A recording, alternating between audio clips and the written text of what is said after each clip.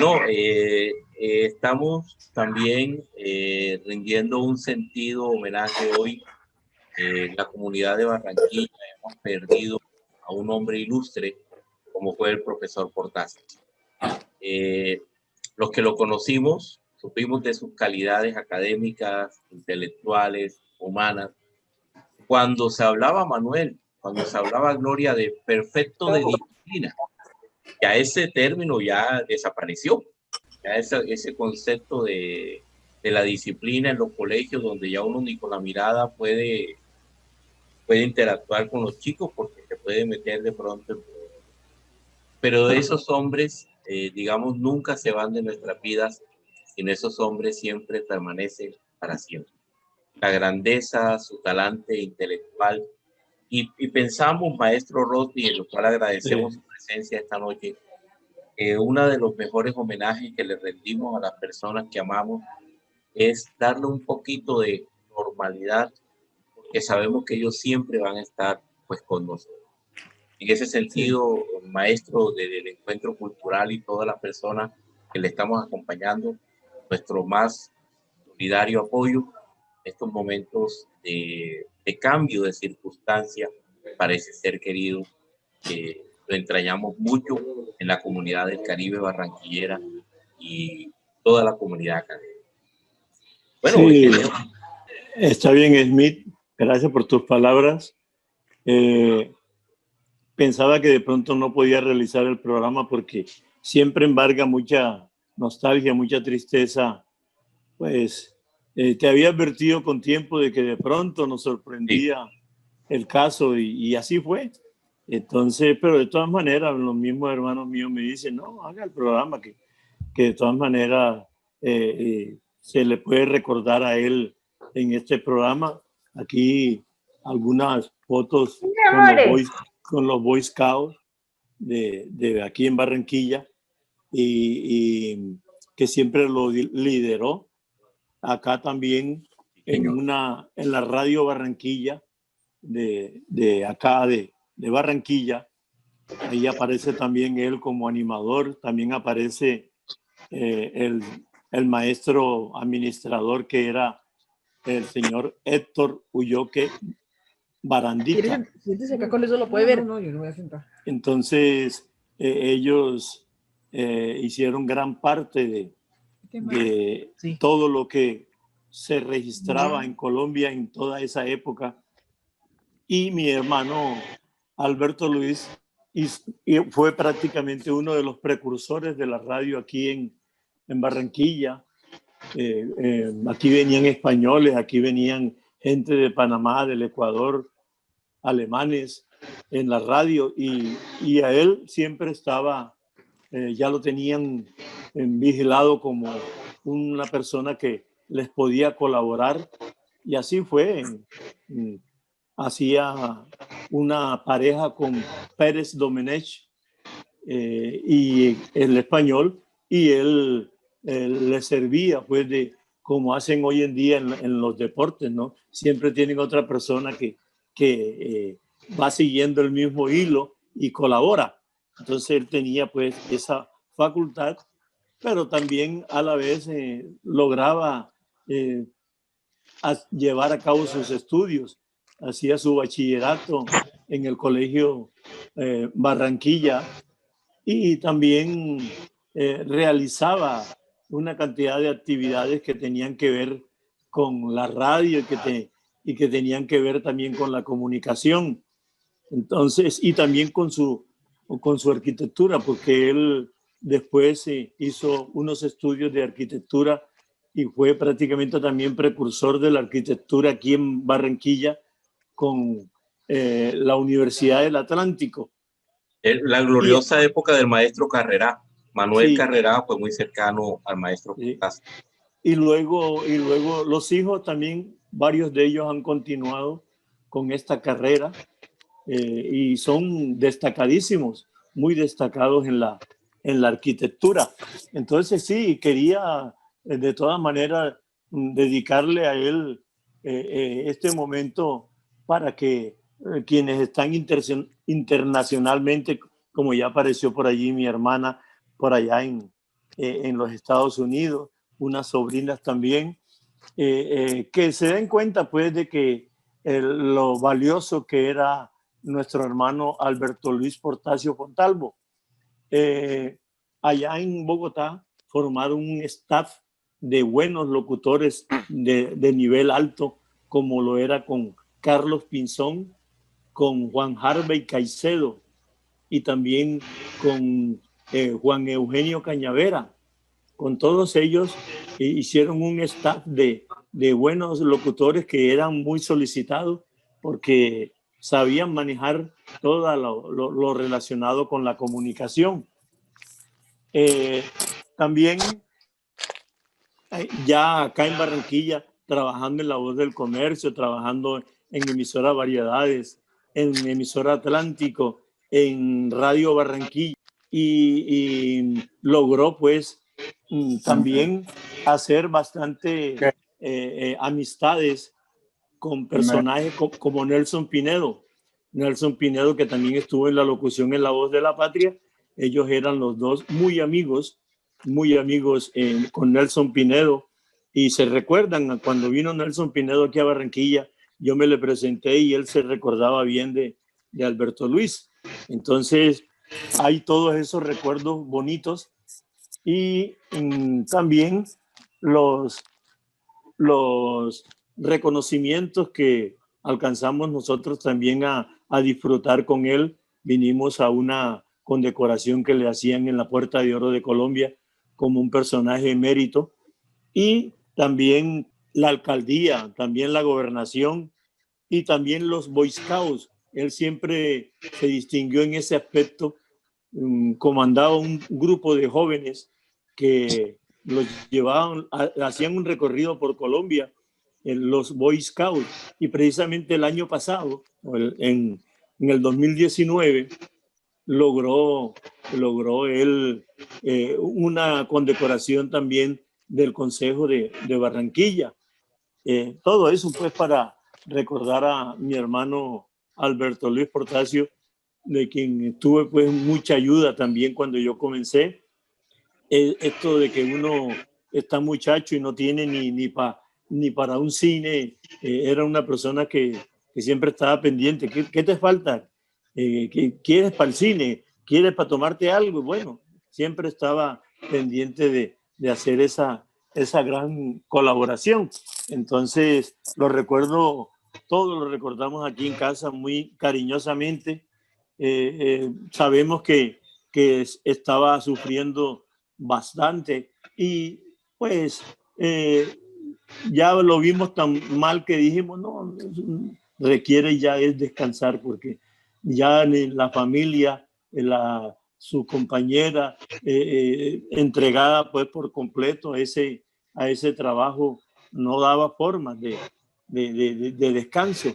Ya cuando fue a la clínica ya tuvo pues un poco más cuidado allá, ya lo cuidaron bastante, pero lógicamente ya no venía muy bien.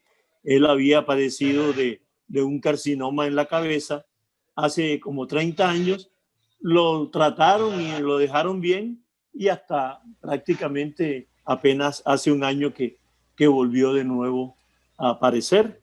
Entonces lo fui a visitar una semana antes, ya pues muy mal. Me impresionó como yo lo había dejado la última vez. Entonces me dejó muy impresionado, y hasta en varias noches soñé con lo que le sucedía, soñé con lo que estaba padeciendo. Entonces esta mañana, muy temprano, en la madrugada, pues nos enteramos de su fallecimiento, y mañana va a ser el entierro. Vamos a acompañarlo.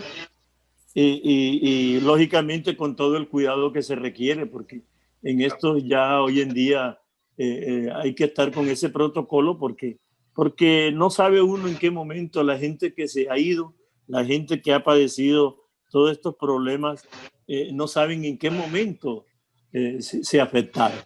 Yo quiero, antes pues, de comenzar ya verdaderamente el programa, había una canción, él tenía algunos discos que nosotros le hicimos acá fue cuando cumplió los 80 años, 80 años, que yo lo voy a cumplir dentro de poco, y le hicimos un gran homenaje aquí en casa. Y aquí tiene 21 temas donde aparecen temas que le gustan a él: Candileja, Serenata de Schubert, Sobre la Sola, Tristezas del Alma, Almendra, Danubio Azul, Cuentos de los Bosques de Viena, Vino, Mujeres y Canto, El Hijo de Pedro Arrieta, Hay Cosita Linda, Cantares de mi Tierra, La Historia, Mi Anhelo, No te puedo querer, Óyeme Lorenza, Te busco, Virgen de Medianoche, El Negro Zumbón, Cerezo Rosa, Miguel Granados Arjona, Begin de Bikini, y finaliza con Juan Eugenio Cañavera haciendo un poema. Entonces, yo quiero recordarlo con un tema que a él le gustaba.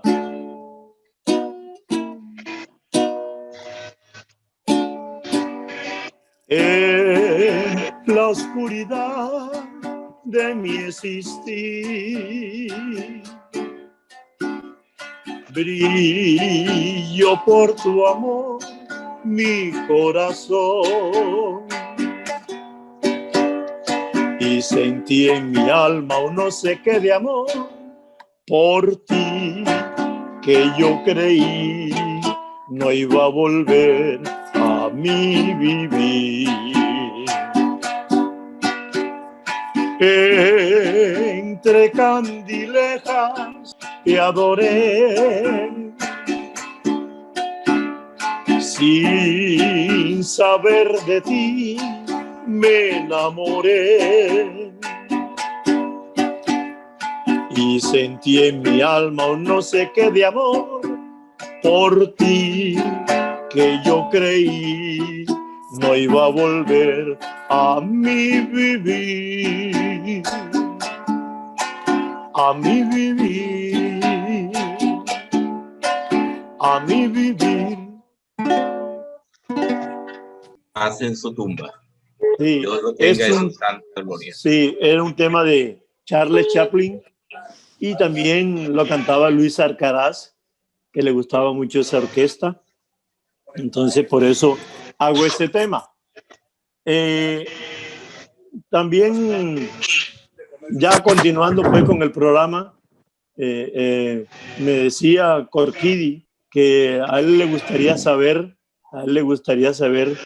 este sombrerito que yo uso, cuál es el motivo, cuál es el encanto que tiene, que yo lo utilizo mucho. Yo en realidad lo vengo utilizando hace unos 15 o 20 años. Yo me ponía mi cachucha, me ponía mi buena boina, porque por la calva siempre pega mucho sol, siempre cuando estamos en Bogotá hace mucho frío, total que de todas maneras el pelo hace falta, y tan hace mucha falta que eso fue lo que prácticamente le sucedió a mi hermano Alberto Luis. En algunas ocasiones se arañaba por ahí con algunas espinas, se golpeaba la cabeza. Él ya últimamente sí estaba utilizando cachucha, pero la falta que hace el cuero cabelludo, porque lo protege a uno bastante. Bien, entonces me preguntaba Corquidi que a qué se debía ese sombrerito, cómo se llamaba. En realidad el sombrero se llama kipá. Ese sombrerito es en hebreo, quiere decir una cúpula en su parte superior, y es un pequeño ritual que se hace con él. También hay otro sombrerito que es un poco más pequeño, que solamente cobija la tonsura, es el que le llaman kipa o kipá. Pero también hay otro sombrerito como el caso de este, que recibe el nombre de yemenita, porque viene de Yemen. Sí, y ese sombrero, pues lógicamente protege mucho el cuero cabelludo, como hace falta, pues eso lo protege bastante. Estos materiales se utilizaban muchos en las sinagogas. Prácticamente quiere decir que por encima de todo eso está Dios. Entonces, por eso ellos procuraban que no se entrara a una sinagoga sin tener la cabeza así tapada. Bueno, y ahí que está Corquide. Corquide también tiene su familiaridad con ellos. De pronto, si quieres completar, Corquide. No, también, pues me pareció muy oportuno, muy acertado tu comentario, pero antes de cualquier cosa, Rosny, cariñosamente, yo quiero expresarte mis sentimientos de condolencia en este momento que estás atravesando.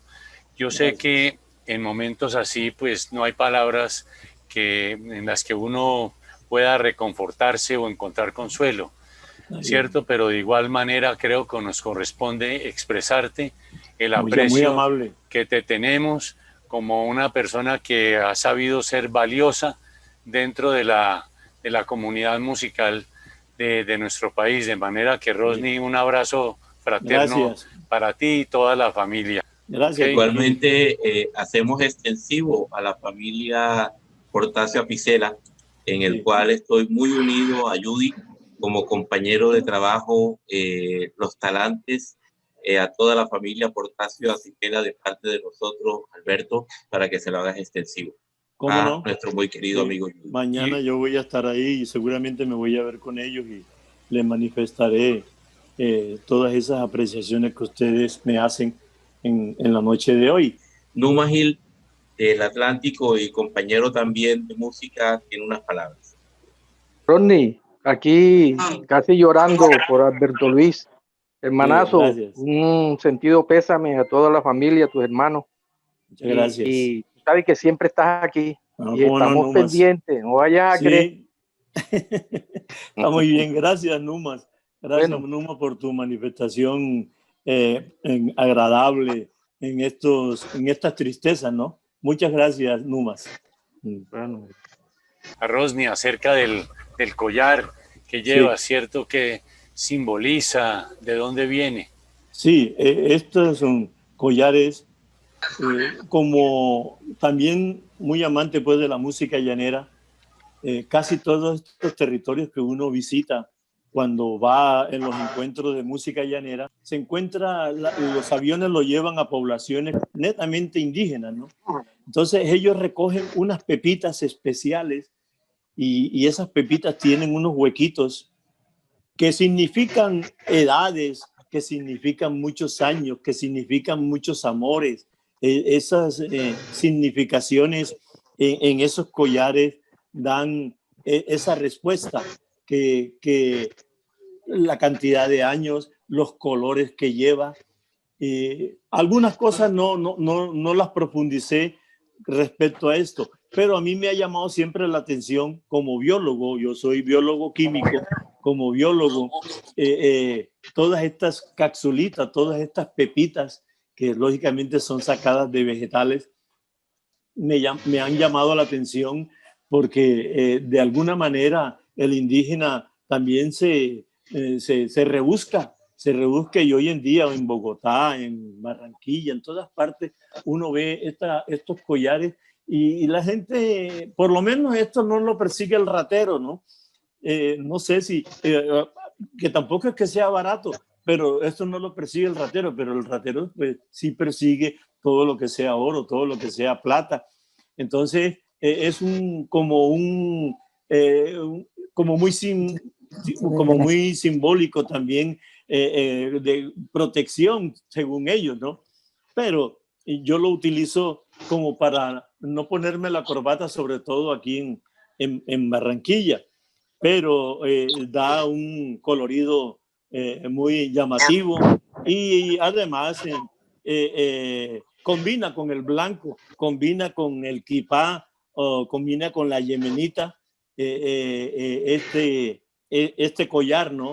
Entonces, eso es lo que tiene para mí, ¿no? Yo sé que tiene otros significados más, pero eso fue lo que apenas alcancé a captar. No sabía que me ibas a hacer esa pregunta.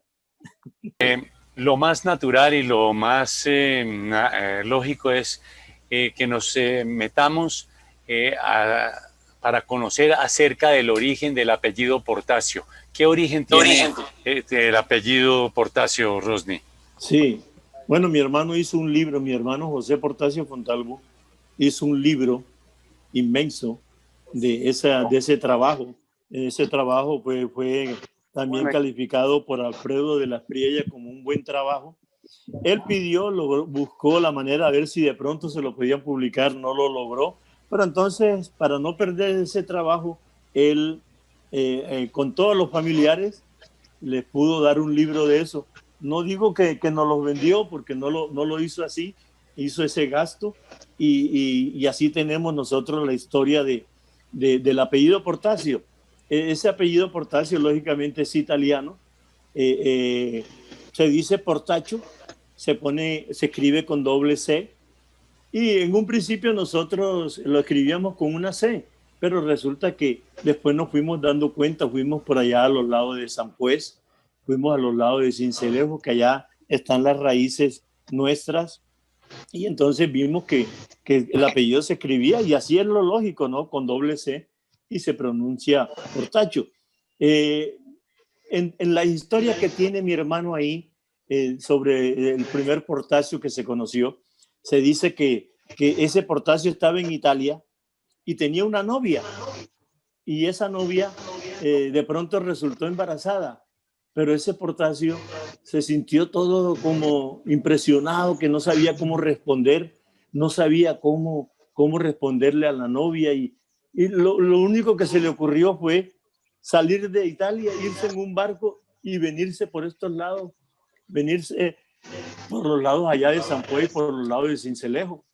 Ese fue el caso del primer Portasio que llegó, y han venido otros que lo hemos conocido como literatos, como lo hemos conocido en la música también, pero verdaderamente los que le han dado mucho realce a este Portasio con la cuestión literatura o literaria, con la cuestión musical, hemos sido nosotros. Sin embargo, mi hermano Ilio, él se pone a buscar allí en las redes, y él ha conseguido como unos 1500 Portasios por allá de Filipinas, y eso, pero tienen unos nombres raros, un nombre de Maluca Portasio, o de pronto dice Malica Portasio, una cantidad de nombres que algunos son vulgares, pero entonces él ha estado como también indagando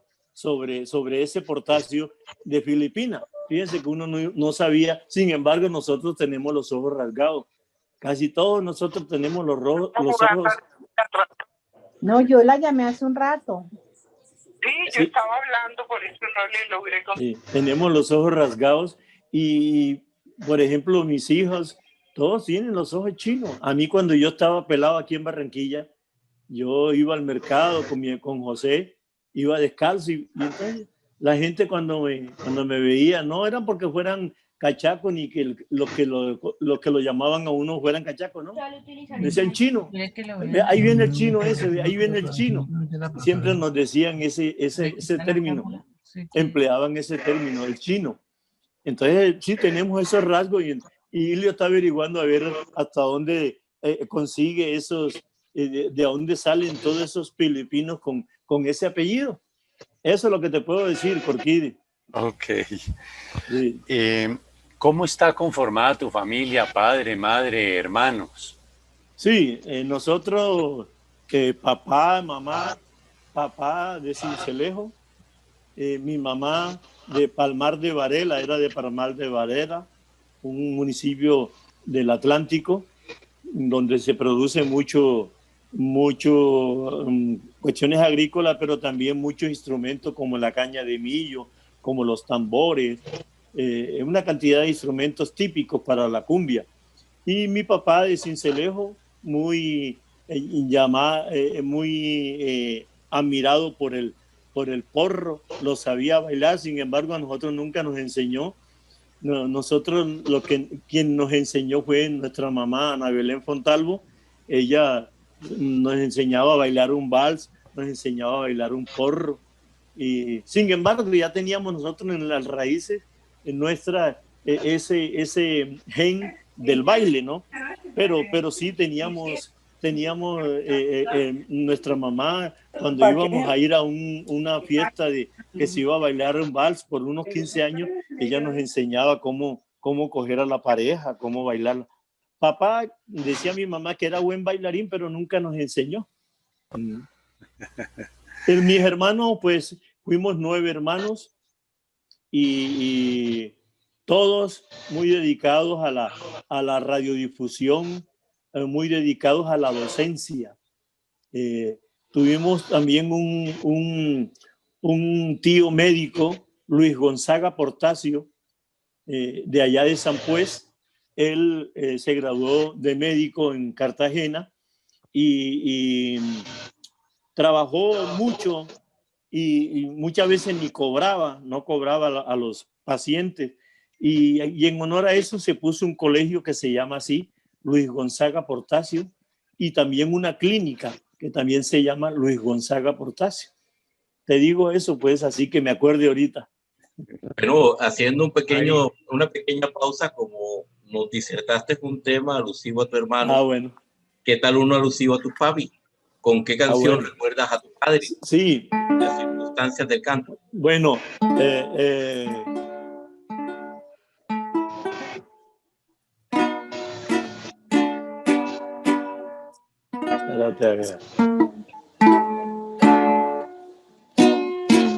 había un tema que le gustaba mucho a mi papá. El compositor es Pacho Galán y se llama Mario Jimeno.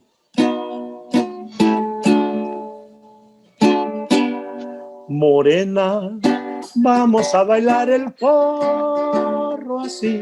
Vamos ya con Mario Jimeno a gozar. Morena, vamos a bailar el porro así. Con mi amor, con Quique Pacho Galán. Se dan 2 pasitos para adelante, allá así. Se dan 2 pasitos, mi negrita, para allá. Se dan 2 pasitos para adelante, allá así. Se dan 2 pasitos, mi negrita, para allá.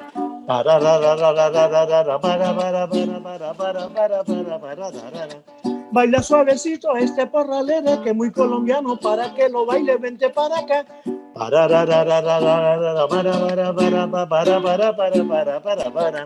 Baila suavecito este porralero que es muy colombiano, vente para acá.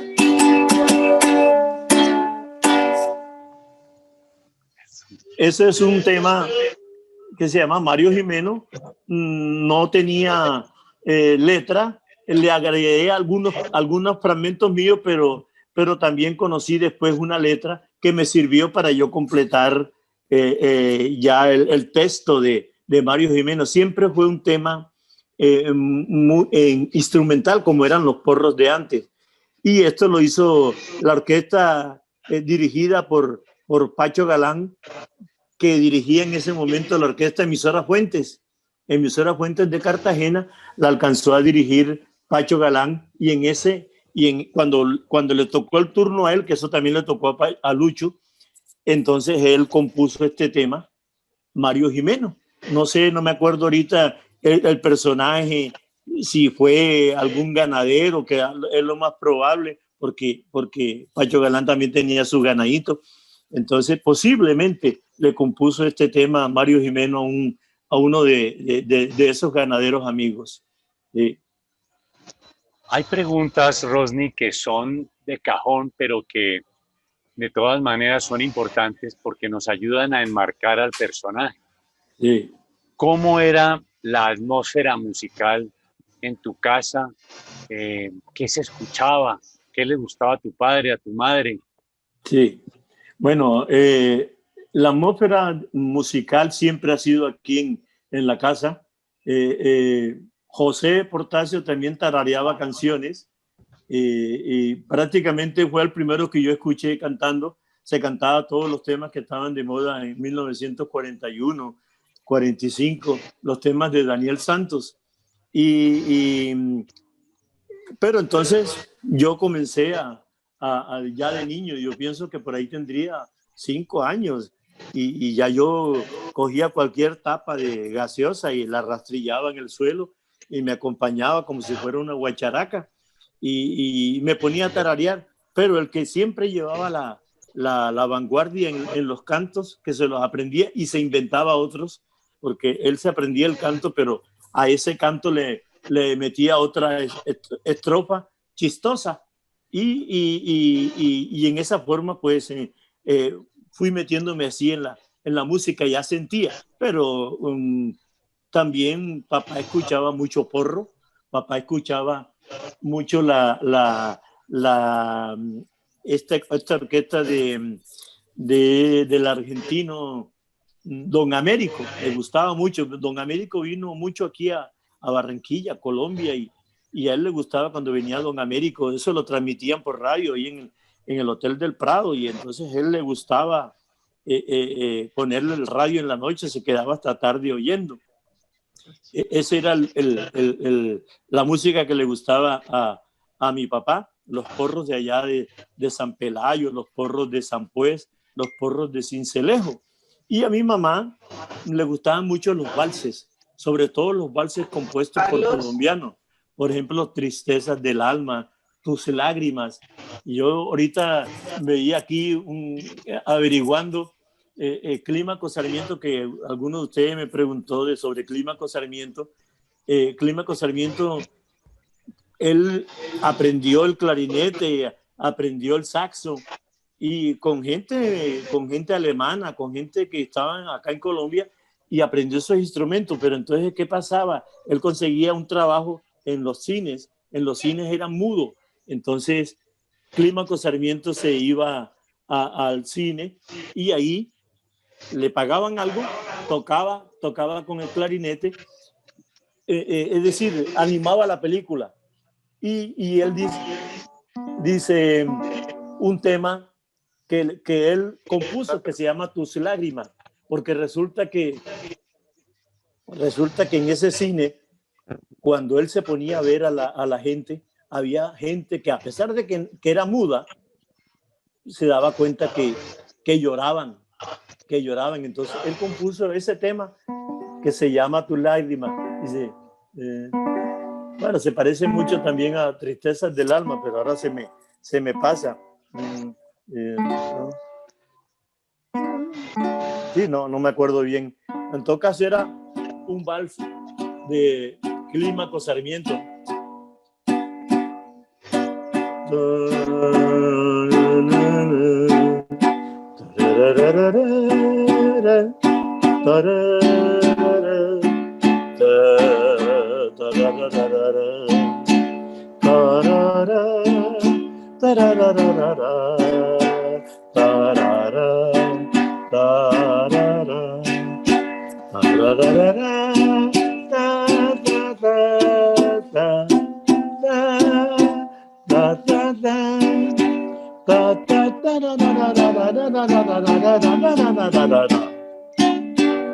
Esto no era Tus Lágrimas porque se me olvidó, pero ahí dice Tristezas del Alma, que es de Lucho Rodríguez, por allá de los lados de Arenal, o era de Arenal.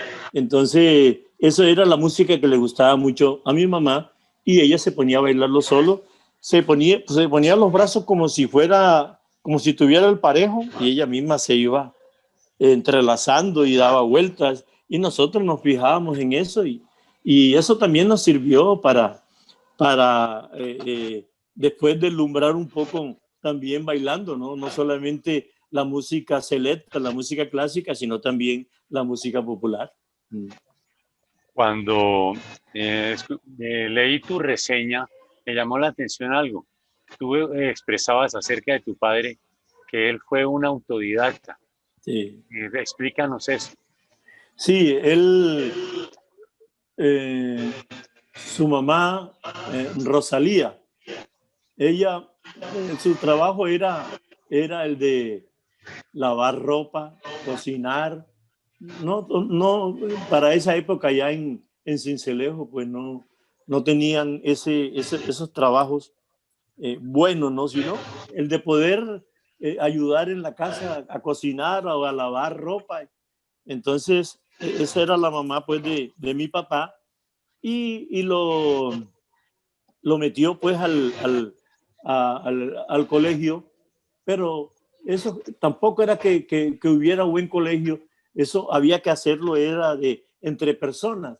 Y había en alguna ocasión una señora, que ahora no me acuerdo el nombre, que estaba como paralítica. Y entonces ella vio a mi papá Alejandro y le dijo, ¿tú sabes leer? ¿Tú sabes escribir? Y mi papá le dijo, no sé. Entonces, bueno, yo te voy a dar clases acá. Y todos los días le daba varias horas y lo enseñó a leer y a escribir. Mi papá tenía una letra mala, pero sí leyó muy bien porque esta casa la tenía llena de libros y de libros muy buenos. Generalmente eran libros de avanzada, ¿no? Leía a Vargas Vila, leía todo lo que tenía que ver con Stalin, lo que tenía que ver con todos estos italianos también. Y para documentarse más, porque él lo decía así, cuando uno quiere saber de los otros, debe también leer a los otros. Entonces se leía a Hitler, se leía a cualquiera de los malos, ¿no? Para saber cómo era la cosa, ¿no? Para poder saber discutir. Mi papá aquí en Barranquilla fue un personaje muy visitado. Él tenía un puesto de revistas y de periódicos en el Cañón Verde, pero allá llegaba García Márquez, allá llegaba Alberto Pumarejo, allá llegaba Carbonell, llegaban todos estos personajes a consultarle a mi papá porque mi papá leía mucho y a mi papá le llegaban todos los periódicos de Colombia, le llegaba La Patria de Manizales, le llegaba Vanguardia, le llegaba El Informador de Santa Marta. Mucho le llegaban todos los periódicos, entonces ya él tenía tratos, le llegaban 5 periódicos, pero esos 5 periódicos los vendía y él muchas veces guardaba también para poderlos leer. Pero mi papá era un personaje que era consultado por grandes personas que ya después ustedes ya sabrán quién fue Pumarejo, quién Alberto Pumarejo, quién fue García Márquez. Todos ellos, también llegaba mucho el papá del doctor Héctor Ulloque, él se llamaba Héctor Ulloque Barandica. Entonces, él venía y recogía los periódicos. Antes no había suscripción, ¿no? La gente tenía que ir al puesto a ir por su periódico. Iban por su periódico porque todavía no existía la suscripción. Todavía no era que llegaban y le llevaban el Heraldo o el Tiempo, no. Había que pasar por el puesto y llevarse el periódico. Entonces eso era pues mi papá, como aprendió las cosas así, pero él siempre fue muy amigo de que nosotros estudiáramos. Nosotros también ayudamos mucho en el puesto de él, pero él nos pidió mucho siempre que fuéramos unas personas muy destacadas y se preocupó y él siempre nos buscó colegios que fueran colegios oficiales. Yo hice la primaria en la escuela de Quinta para varones, ahí hice mis 5 años de primaria. El bachillerato lo comencé en el Colegio Colón porque no había podido entrar al Colegio Barranquilla, pero cuando llevaba un mes en el Colegio Colón hubo una oportunidad de presentar un examen de beca para ir a Chiquinquirá. Si me iba bien en el examen, me ganaba la beca y así fue, me gané la beca y fui a parar a Chiquinquirá, Boyacá. Allá hice los 6 años de bachillerato, pero me sirvieron mucho porque allá hice mucha radio, allá hice teatro, allá hice zarzuelas, hice bastante cosas relacionadas con la música y con la cuestión cultural. Entonces, me beneficié en ese aspecto. Y después pasé a otra universidad que era también oficial, que fue la Universidad Nacional, donde me presenté para la licenciatura de Ciencias Biológicas y Químicas, y allí me encontré con Delia Zapato Olivé, y ahí me encontré con Guillermo Abadía Morales, Entonces todos ellos me sirvieron para estudiar música, para estudiar danzas. Donde quiera que iba me encontraba con personajes como Marta Traba, también fue muy amiga, me regalaba discos, me regalaba libros. Sí, siempre me sirvió todo esa concatenación pues para lograr la parte literaria, para lograr la parte cultural, la parte musical y la parte también de la profesión. Rosny, a mí me causó una gran sorpresa lo que acabas de contar. Sí. Cómo un estudiante caribeño, carambas, llega a parar en Chiquinquirá, que lo primero que uno piensa, caramba, qué diferencia de ambientes, qué ambientes tan disímiles. Y es decir, cuando ya experimentaste esto, ¿te sentiste cómodo allá o te llegaste a sentir desubicado? ¿Cómo, cómo te ambientaste, sí, con lo que ya te ofrecía Chiquinquirá? Sí, da la casualidad que allá me encontré como con 5 costeños. Era uno de Magangué, otro de Cartagena, otro del Pacífico. Y entonces me encontré con gente que nos reuníamos y salíamos juntos, porque como estábamos internos, pero teníamos salida los miércoles a las 3 de la tarde hasta las 6 y los sábados y domingos después de misa. Entonces disfrutábamos ese momento para andar juntos, para caminar juntos. Y entonces, pero así fuimos la sensación. Nosotros enseñamos a bailar a la gente de Chiquinquirá. La gente de Chiquinquirá pues bailaba la guabina, bailaba el bambuco, pero no bailaba un porro, no bailaba un paseo, no bailaba una cumbia. Eso era difícil para ellos. Entonces nosotros nos cuadrábamos con las estudiantes y les decíamos, ¿quieren que le enseñe? Claro, entonces nos íbamos para allá y les enseñábamos a bailar la cumbia, a bailar el mapalé, todo eso, y resultaron muy buenos, porque resulta que cuando había fiesta, nuestras parejas eran ellas. Nosotros no vimos directo y ellas no tomaban como parejo al de allá, porque sabían que iba a ir a saltar, ¿no?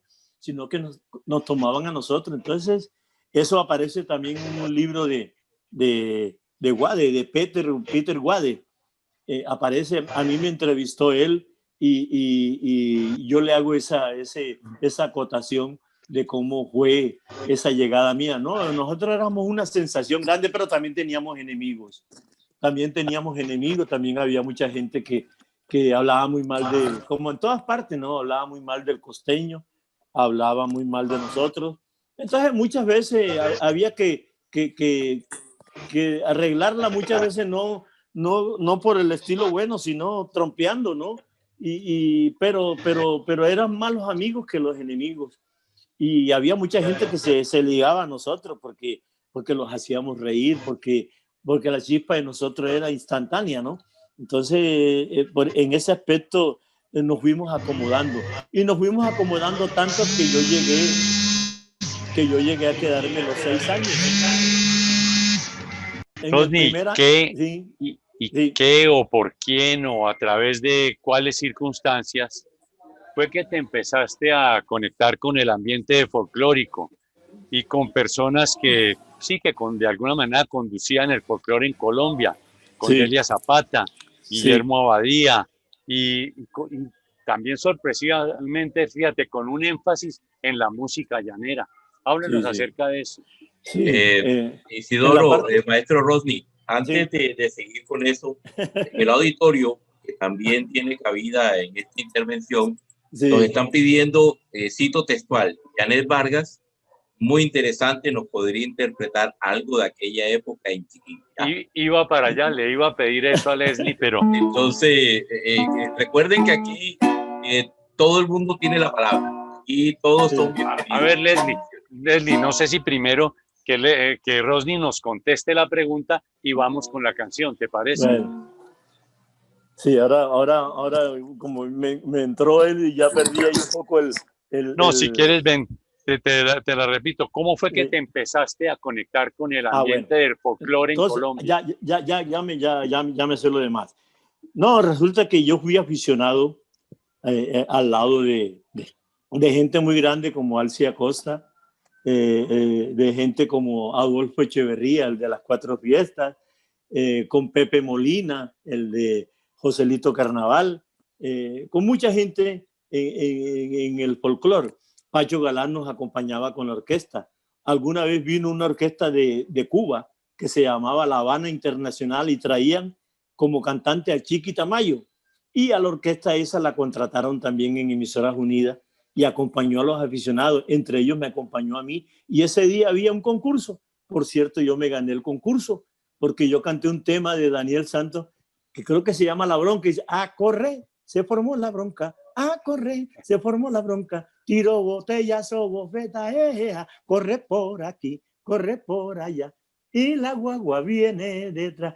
Tiro, botellazo, bofeta. Caramesa está en la esquina, pero ese no cree nada.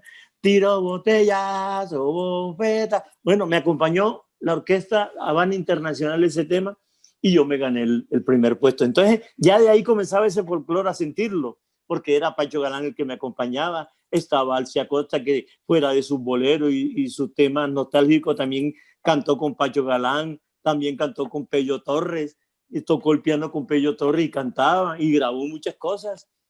Entonces, por ahí me fui conectando. Aquí en Barranquilla, hacía aficionado con Esther Forero. Esther Forero le gustaba mucho mi voz y me invitaba a eventos donde me pudiera lucir. Entonces, con Esther Forero. Luego, cuando ya llego a Bogotá, sí. Con Delia Zapata, ¿cómo fue la conexión? Y con Delia Zapata la conexión fue porque en la Universidad Nacional a ella la contrataron. Y cuando la contrataron a ella, yo estaba haciendo como segundo de universidad. Entonces nos enteramos, ella puso un aviso que los que se le facilitara la danza, se le facilitara el canto y la música, que se presentaran. Entonces yo me presenté y me presenté con un conjunto que yo tenía de llanero, con el cual yo grabé allá en la universidad, se llamaban Los Caballeros de la Canción. Entonces, yo, vamos a Delia. Entonces, a Delia le caímos muy bien y entonces yo cogía un tambor y hacía un porro o hacía una cumbia. Entonces le llamó la atención y dice, yo los voy a necesitar a ustedes. Yo comencé a tomar toda la ambientación de la danza, como los pasos para bailar un mapalé, los pasos para bailar un fandango. Muy bueno con Delia Zapata. Entonces, a la final, Delia, viendo que también tocaba la música llanera, entonces ella montó varios joropos y el conjunto que la acompañaba era el de nosotros, el conjunto llanero Los Caballeros de la Canción. Se montaron varias cumbias, porros, y ahí estaba, bueno, ahora, ¿cómo era que me acordé? Bueno, de clarinetista, Millo, que Mañez se debe acordar de él, que le llamaban Millo, y él hacía parte pues, también del grupo. Erasmo Arrieta. Erasmo Arrieta. Entonces anduve con gente muy bien acompañada y eso todo pues sirvió. Aparecían de pronto, ¿no? Lo que ella conformaba, Delia, lo que ella conformaba era personas que ya tenían mucha idea de la danza. Pero entonces a mí me dijo Delia, no, baila bien y todas las cosas, pero yo te necesito más que me cante, yo necesito que tú me hagas unos pregones, que tú cuando yo comience la cumbia, tú comiences haciendo un canto o me haces una poesía y bueno, total fue que me condujo bien a esa expresión musical y cultural. Entonces por eso ya ahí el maestro Guillermo Abadía también simpatizó mucho conmigo. El maestro Guillermo Abadía, yo lo frecuentaba y cuando yo hice el primer libro, por cierto que aquí lo tengo, cuando yo escribí el primer libro, yo se lo llevé al maestro, que es este libro que está acá. Cuando yo hice el primer libro, yo se lo llevé de regalo y entonces me dijo, ¿sabes que yo siempre me acuerdo mucho de usted? Y usted estaba en mora, porque usted hablaba mucho y discutía y no sé qué, y usted estaba en mora de hacer ese libro. No, qué buen regalo y tal. Bueno, hicimos muy amigos, y yo hasta, por cierto, tan amigos que cuando falleció el maestro Guillermo Díaz, yo fui al entierro y fui a su misa y saludé a la señora, saludé a sus hijos.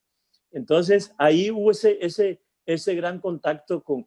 bueno, y había otro gran músico que también hizo parte de mi grupo, porque era buenísimo, era prácticamente como medio analfabeta, pero era un musicazo, el mismo señor autor de Tío Guachupecito, siéntese, siéntese, siéntese, paradito nada más, sobrino, paradito nada más. Se llamaba Antero Agualimpia, y ese Antero Agualimpia tocaba un tremendo clarinete, y yo lo metí en mi grupo porque él ya trabajaba como mensajero en la Nacional. Entonces decía, mira, yo tengo un grupito aquí, ahí hacemos porro y hacemos Pacífico y todo eso. Y entonces lo único malo que tenía el maestro Antero Agualimpia era que siempre quería estar entonado, y nosotros no éramos así. Nosotros por ahí al final, después cuando ya íbamos a terminar, pues nos tomábamos una cerveza, pero no, el maestro Antero Agualimpia quería estar metiendo cada rato su trago de aguardiente, un trago pesado. Pero bueno, eso es para recordarte. Rosny, ¿y sí, cómo se da tu conexión con la música llanera? Bueno, con la música llanera. Resulta que mi hermano José, él estaba un año antes que yo, y entonces él vio a un arpista que estaba estudiando odontología, se llamaba Enrique Ramos, vive todavía. Entonces él lo vio y vio que alguien lo acompañaba con la guitarra. Gerardo se llamaba el otro compañero. Entonces él vio y ve estos dos tipos, cómo se les oye bien. Entonces él llegó y se comunicó con el arpista. Le dijo, oye, yo tengo un hermano que él va a entrar aquí a la Nacional y él le gusta mucho la música y le gusta la música llanera, porque allá en Chiquinquirá, donde estudiaba, hacía música llanera. Yo tenía un grupito allá en Chiquinquirá que se llamaban Los Sabaneros, de las sabanas, del llano y de todo. Entonces, y yo conocía ya también a Luis Ariel Rey, todos esos personajes, todo eso sirvió, ¿no? Entonces ya estando con el arpista, fuimos a un ensayo, mi hermano se consiguió el cuatrista, es decir, mi hermano se consiguió a todos para que formáramos el conjunto, ¿no? Y el conjunto comenzó a sonar miércoles, eso era un conjuntazo allá bien solicitado en la Nacional, que al doctor Félix Patiño, que fue rector de la Nacional, le gustó mucho. Eso nos patrocinaba, nos daba como un sustento especial por tener ese grupo. Entonces, por eso fui a la música, me metí en la música llanera, y ya no solamente con eso, sino que me fui a enfrentarme con toda la gente dura de allá de Villavicencio, y logré siempre estar en los primeros puestos con el conjunto. Había un estilo que era, en la voz, ¿no? Era la voz estilizada, estilo Alfredo Sadel, estilo Héctor Cabrera, cualquiera de ellos. Entonces había que cantar esos temas, y entonces la voz mía pues se prestaba para hacer esas canciones estilizadas. Y logramos montar joropo, logramos montar pasaje, y de pronto llegó la oportunidad de grabar. También consiguió la grabación mi hermano José Portacio. Consiguió en disco que era, carajo. Bueno, consiguió la grabación y grabamos allá con el conjunto. Todo eso nos sirvió para después ir al festival de Ibagué, ganamos allá, al festival de Cali, también ganamos. Bueno, eso fue y eso salía en las primeras páginas. Entonces la Universidad Nacional se daba cuenta, se dio cuenta Marta Traba, se dio cuenta Félix Patiño, que llegaron un momento en que nos llamaron a Puyén, que bueno, ustedes están haciendo una labor muy grande. Entonces, hasta beca conseguimos nosotros con toda esa gente, ¿no? Esa foto que está ahí aparece, eso precisamente tremenda foto, ¿eh? sí, eso es en la televisión, y eso es con el grupo llanero. ese con el grupo llanero que ya teníamos, y también con la Academia Luisa Calvo, que también seguí por eso, ¿no? Uno no quiere quedarse por completo, digamos, desactualizado, sino yo me fui a estudiar a la Academia Luisa Calvo, arpa, cuatro, voz, todo. Y sí, estuve ahí varios semestres con el maestro Rojas, bueno, los hermanos Rojas, para no ponerme a acordarme. Y con todos ellos. Entonces, también nos fue muy bien allá en Villavicencio. Siempre ocupábamos buenos lugares, buenos puestos.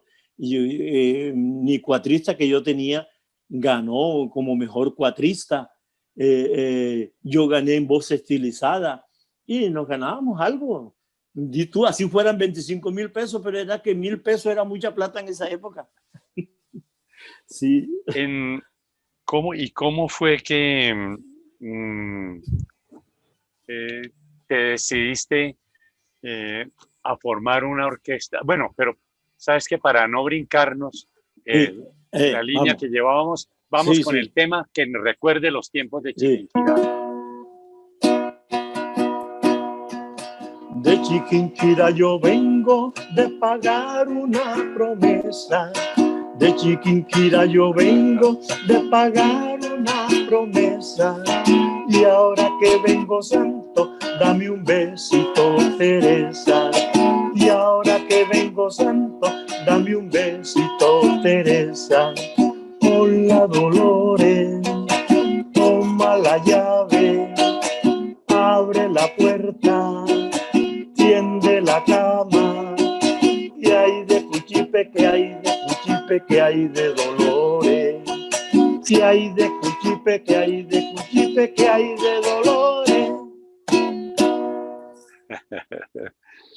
Sí, ese Además era. de ser graduado en biología y química, digo yo, en algún momento tuviste que decir, bueno, tengo que decidirme en la vida. O soy músico o me dedico a la biología y a la química. ¿Tuviste que tomar esa decisión en algún momento? Sí, pero ya desde que yo estudiaba en Barranquilla, papá se daba cuenta que a mí me gustaba mucho la música. Y me decía, lo que tú haces con la música lo haces muy bien, pero debes tener una carrera, debes hacer una carrera, porque la música está maltratada, la música no la tratan bien, y debes conseguirte un estudio en donde te puedas emplear y tener la música. Y es que era así, antes no pagaban por tocar. Yo todavía me encuentro con amigos que dicen que hoy no, que yo voy a cobrar por la serenata 200,000 pesos. Entonces, oye, ¿por eso pagan? Pregunté, ¿y por eso pagan? Sí, entonces el músico que había antes no cobraba, ¿no? Le pagaban con el trago, le pagaban con el aguardiente. Entonces yo dije, no, yo voy a hacer mi carrera. A mí me gustaba la medicina, me presenté y todo, pero no quedé. Entonces yo dije, no, lo más cercano a la medicina es la biología y la química. Eso tiene que ver mucho con eso. Entonces había esas oportunidades en la Nacional de que la medicina era un día, la biología y química era otro día, la arquitectura era otro día. Entonces le daban uno chance de que si uno fallaba en una, se metía en la otra. Entonces así fue como me presenté ya en biología y química. Pero tú me decías que para decidirme. Entonces yo me di cuenta que estudiando la biología y química decía, bueno, yo ya en la Nacional me ganaba algunos centavos con las serenatas que daba. Y decía, ni cuando salga de aquí me voy a emplear con la educación, voy a emplearme en un colegio como el Camilo Torres, como el Restrepo Millán, bueno, cualquiera de ellos. Entonces, así fue. Estudié la biología y química y enseguida me salió puesto, porque esto es lo bueno que tiene la música es eso, ¿no? Que la música hace unos contactos, pero tremendos, hace unos contactos con la gente que está por encima, ¿no? Pues lo digo, que éramos muy amigos con Félix Patiño y con otro doctor que era de biología, Abuchar era. Entonces, Y todos esos personajes nos sirvieron para que afianzarnos un poco más. Entonces ya yo me fui decidiendo de que tenía que hacer las dos cosas. Tenía que hacer las dos cosas. Estudiar la carrera y no dejar la música. Y eso hice. Y en eso me fue bien. Porque fíjense, una vez que me salió un puesto al Restrepo Millán en el Quiroga, me salió el puesto para ir a trabajar allá, pero resulta que cuando voy a trabajar allá, toda la plaza estaba ocupada la de biología y química. Entonces dije, no, pero él es licenciado en biología y química, pero aquí no hay para biólogo y químico. Entonces, otro compañero, un chocuano que había ahí, me dijo, pero tú eres bueno para la música, yo te he visto y no sé qué. Entonces me dijo, no, sí. Y también para el dibujo, dije yo, para el dibujo y para la música. Y entonces me dijo el vicerrector, bueno, precisamente nos hace falta el profesor de música y el profesor de dibujo. Entonces, ¿para qué? Si son 24 horas, vas a hacer 12 de dibujo y 12 de música. Y así entré al Restrepo Millán a dar. Sí, entonces fíjate cómo me sirvió, porque y todavía no había esa licenciatura, todavía que salieran los licenciados así fácilmente de música, eso todavía no existía. O podía que ya había algunas como la pedagógica, pero no, apenas se estaban dando esos casos. Oye, sí. Rosny, a ver si tú coincides con el pensamiento mío. Siempre que una persona tiene que decidirse entre su profesión y la música, casi siempre la música termina ganando. ¿Es así o no? Sí, cómo no, la música termina ganando. ¿Por qué? Porque uno, en la biología y química, tú haces tus laboratorios allá haciendo una cantidad de reacciones y muchas veces sales cachalandrado, muchas veces sales quemado, muchas veces te afecta un ojo, muchas veces, bueno, una cantidad de cosas. Y pues sí, uno trata de ser bueno en las materias y los estudiantes que uno se encuentra, que me los he encontrado hasta en otros países, hasta en China me encontré un estudiante de química cuando me vio por allá cantando y dijo, oiga, mire, usted fue profesor mío. Y entonces, cosas así, ¿no? Entonces, todos estos compañeros de la música, cuando nos metemos en una carrera sin olvidar la música, sí, nos da mucha ventaja la música. Yo soy más conocido con la música que como biólogo químico, aunque yo sé que los muchachos cuando me ven por ahí en la foto, bueno, salen los estudiantes a decirme lo que fueron, así como le ha pasado a mi hermano que acabó de fallecer, que todo el mundo tiene que ver con lo grande que fue él, ¿no? Entonces le agradecen. A mí, yo que estoy en vida todavía, me agradecen que yo esté haciendo esto, que estoy haciendo lo otro. Entonces sí, la música gana, y es que la música se mete lejos. Mira, yo con la música he ido a Japón y mucho tiempo, más de un mes, he ido a China más de un mes, he ido a Alemania, he ido ¿cómo es? Se me olvida ahora, Canadá, y he ido a Cuba. En Cuba sí he ido prácticamente pagando yo, pero no sé si Corquidi estuvo cuando fui a Boleros de Oro. Estuve en Boleros de Oro, di una charla sobre el bolero colombiano y la influencia de Cuba, de la música colombiana en Cuba y la música de Cuba en Colombia. Entonces, eso me sirvió.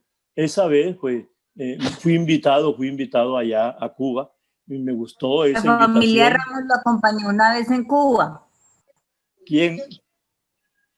¿Y cuáles son los Ramos de Medellín? Ah, claro. Ya sé, Ingrid. Estuvieron con usted en Cuba. Zulema. Sí, nos acompañaron, sí. No, y muy bueno, muy lindo el acompañamiento siempre de estas damas, las Ramos, que han andado con nosotros para arriba y para abajo y nos hemos divertido y hemos agrandado un poco más la vida. Entonces, sí, todas esas salidas que uno tiene le sirven bastante para conseguir un puesto, para conseguir una entrada. Cuando yo fui a pedir la visa para para irme para Japón, porque necesitaban primero irse a los Estados Unidos, ¿no? Y entonces bueno, me entrevistó un gringo, y entonces me decía prácticamente, ¿usted qué hacer allá en Japón? Y entonces yo le dije, no, mire, yo voy con el conjunto, yo soy cantante, yo tengo un grupo y tal. Y entonces enseguida el entrevistador, que era un norteamericano, me dijo, usted vaya a bailar, cumbia, cumbia, cumbia, cumbia.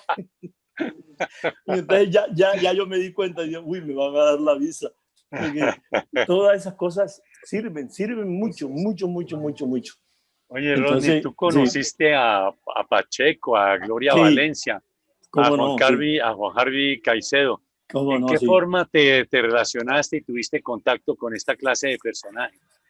Sí, mira, aquí, por ejemplo, aquí está en este libro, que es el de la música llanera, quien me hace el prólogo precisamente es Juan Harvey Caicedo.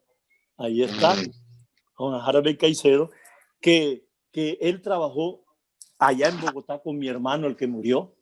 Eran muy grandes amigos.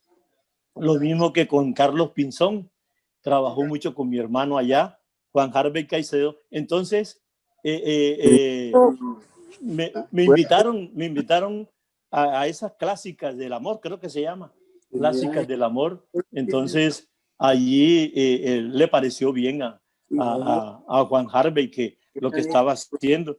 Y eso me sirvió también como trampolín para que me llevara a Correo Cultural Gloria Valencia de Castaño. Me sirvió para que me llevara a quien más así conocido. Bueno, Arturo de la Rosa. Sí, una cantidad de personajes. Me llevó Jimmy Salcedo también me llevó a su programa. Entonces, fíjense que la música, todo lo que hace, y esa conexión, y si uno lo hace bien o lo hace regular o bien, tirando a bien, sirve, abre puertas, abre muchas puertas, muchas puertas. Y eso que llegar yo y no tener, porque no se podía trabajar en biología y química porque ya estaba todo ocupado, pero tú le jalas a la música, ¿no? Y claro, y también le jalo al dibujo, claro, claro. Eso fue lo que me dieron. Y fíjense, claro que es como triste y a la vez como risible. Al año, de cuando finalizó el año, el profesor que daba biología y química se murió. Entonces me tocó reemplazarlo a mí.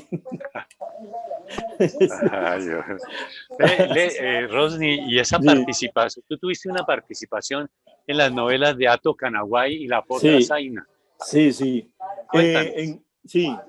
En Ato Canaguay éramos muy amigos con Arnulfo Briceño. Él es el autor de ese tema. Ya viene clareando la mañana, se tiñe de azul y grana el llano multicolor. Ato Canaguay bajo. Entonces él dijo, no, yo necesito tu conjunto, necesito que ustedes me hagan ahí, entren también dentro de la telenovela. Entonces sí, entré a la telenovela Ato Canaguay, hice como en tres ocasiones salimos, y luego, sí, en Ato Canaguay. Y luego, bueno, y con Arnulfo Briceño fue una amistad muy, muy bella. Yo era el... Papá, eso está mal.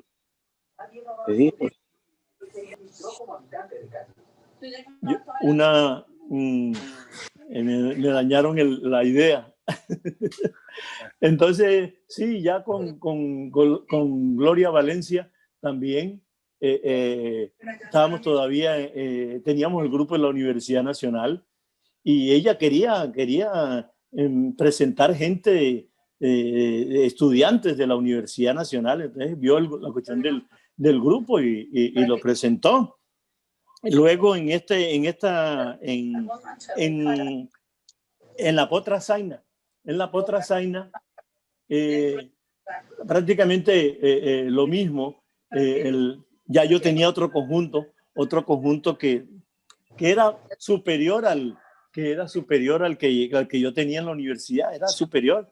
Entonces, no, el conjunto se destacaba, hasta que me dijo Arnulfo, no, hermano, yo necesito que antes de que yo salga, tú te cantes 3 temas, te cantas 3 temas y ya tú me dejas el público preparado. Entonces eso hacía. Eso fue en Hato Canaguay. Ya yo después me hice muy amigo del autor del autor de La Potra Zaina, que es el maestro Juan Vicente Torrealba. Con él muy amigos, hasta la muerte, pues, que él murió hace 2 años. Entonces, muy amigo, él es autor de eso. Y él también lo invitaron a la telenovela. Él después se enteró allá en la casa, compartimos mucho y él me acompañó y hicimos muchos eventos con Juan Vicente Torrealba. ¿Por qué no nos interpretas un tema relacionado con precisamente o con Hato Canaguay o con La Potra Zaina? Sí, aquí. Les contaré, señores, la historia más bonita de linda potranquita, con ojos soñadores, colita de caballo, andar pasitrotero, de crines muy hermosa, corría por los esteros. Era una potra muy singular, no conocía el amor, no conocía corral, no conocía bozal, sola quería vivir por el palmar. Era la potra zaina, la flor de la laguna, caballos y potrones pelean por su hermosura, paseando la sabana en las noches de luna, coqueta se miraba su sombra en la laguna. La potranca al fin se descuidó y un día primaveral, a orillas del palmar, en mi lazo cayó, la zaina sí perdió su libertad. No quiere el freno morder, ni la montura llevar, rienda no quiere sentir, ni que le pongan bozal. Y cuando está en el potrero y oye silbar el gavilán, se escucha la potranquita triste llorar. A esa potra la voy a domar, la enseñaré a querer, la enseñaré a llevar el freno y el bozal, y luego le daré su libertad. Bravo, bravo. Sí. Hay una fantástica anécdota con la orquesta La Tremenda. Esa anécdota, Rosny, por Dios, que es digna de ser recreada. Yo no me acuerdo, a ver, ojalá que no se me vaya. Mira, esta es la orquesta, ¿ves? Ay, mira, la fantástica. ¿Qué año es? ¿A qué año corresponde? Eso, Hércules. Aquí, 1982. Caramba. El otro día, como dicen. Y acá también en el Parque Nacional. Entonces, bueno, la anécdota de La Tremenda sí te la cuento. La anécdota de La Tremenda es, claro, es tremenda. Sí. Allá creo que eso fue, carajo, eso fue un pueblo cercano a Bogotá, que los estudiantes hacían la fiesta y entonces aprovecharon el nombre que se llamaba La Tremenda. Se llamaba La Tremenda, entonces ellos, bueno, y estaba La Tremenda de moda. Estás en el recuerdo que... Bueno, yo cantaba ese tema.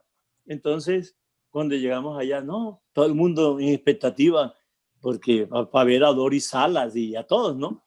Y entonces, bueno, bajamos del bus y enseguida prácticamente ya nos tocaba, ¿no? Entonces poca gente no entraba, pero sí entró bastante gente también en las mesas. Y entonces la orquesta La Tremenda, entonces la gente, no, esa no es La Tremenda, esa no es La Tremenda. Estaba de moda La Tremenda de Venezuela. Entonces, pero comenzamos nosotros. Y hasta había guijarros que, como eso era descubierto, entonces de afuera mandaban guijarros y eso teniendo que estar pilas que no les fuera a romper los instrumentos o que les fuera a golpear. Entonces, en eso comenzó la orquesta. Cuando oyeron la orquesta pues sonaba así como los melódicos. Entonces cuando comienza la orquesta La Tremenda, que es esa que te mostré aquí, comienza esa orquesta y bueno, sonó y entonces la gente seguía con que no. Y de, mira, lo que pasa es esto, nosotros antes de que existiera La Tremenda de Venezuela, ya nosotros nos llamábamos así, La Tremenda de Colombia, La Tremenda de Colombia. Y La Tremenda de Venezuela salió después, salió y así había salido después. Entonces, pero la gente se fue convenciendo de que la orquesta era muy buena. La orquesta era muy buena y ya había pelea entre ellos. Entonces se empujaban. No, hermano, a mí me gusta la orquesta es buena, le decían uno al otro. No, la orquesta es muy buena. Y yo canté el tema ese, Amargo y Dulce. Estás en el recuerdo. La canté y entonces, bueno, fregando a la gente. Pero al fin y al cabo, la gente se fue convenciendo y había gente que todavía quedaba ardida, ¿no? Porque seguramente había pagado la boleta y la habían engañado. Pero la mayoría de la gente salió satisfecha porque la orquesta tocó todo lo que estaba de moda y la orquesta, eso era qué melódico ni qué nada, eso sonaba fuerte. Ese fue el cuento, ¿no? De La Tremenda con la... Y entonces yo cogí el micrófono, miren, nosotros fuimos contratados acá por los estudiantes, ellos nos dijeron de La Tremenda, ellos fueron a escucharla y todo, ellos no nos dijeron nada de esto, pero vuelvo y les digo, nosotros somos superiores a La Tremenda, nosotros somos superiores a La Tremenda y somos colombianos. Entonces, no, la gente gustó, es decir, prácticamente la primera tanda fue la del sofoco, pero ya después la gente estuvo muy bien. Sí. En cuanto a tu amor tan grande por la música cubana, ¿qué orígenes tiene ese cariño tan afectuoso que tienes hacia ese tipo de música? Sí, nosotros allá en la costa, o aquí mejor dicho, aquí en Barranquilla, siempre ha gustado, mucho se metía muy fácilmente. Yo creo que a ustedes también les pasó eso, se metían las emisoras de Cuba, se metían con qué facilidad Radio Progreso, se metía la CMQ, todo eso, y eso llegaba ya cuando todavía Alberto Beltrán no había grabado las canciones, ya él las estaba cantando pero sin haberlas grabado en disco, ¿no? Y ya nosotros nosotros escuchábamos y mucha gente hasta lo hacían en esos discos, eran de aluminio, hasta grababan en eso los materiales que escuchaban, la música que escuchaban. Entonces, allá llegó mucha música cubana, el trío Matamoros, que por cierto, cuando fui a Cuba, me encontré en Santiago de Cuba con el septeto Matamoros. Hicimos muchas amistades, son nietos y bisnietos de Matamoros. Y entonces le llamó la atención el 4 y me cantaron un tema que por cierto, como para que no haya tanto bla bla bla, que es de Miguel Matamoros, y dice: